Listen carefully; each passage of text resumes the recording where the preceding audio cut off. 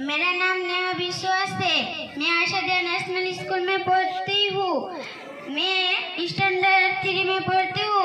आप लोग कैसे हैं? हम भी अच्छी हूँ। आज स्वतंत्र दिवस है।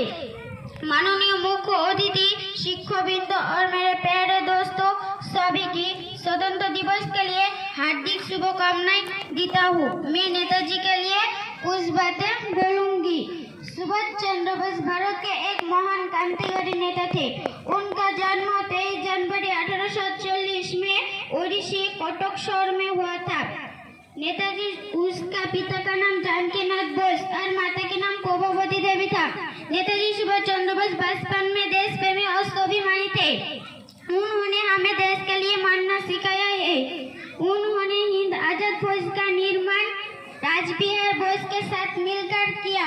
तुम मुझे खून दो, मैं तुम्हें आजादी दूंगा। ये नेताजी के बानी थे। ये नेताजी सुभाष चंद्र बोस सदा हमारा दिल में अमर रहेगा। जय हिंद, जय भारत। अस्सलाम वालेकुम व रहमतुल्लाहि व बरकातहू।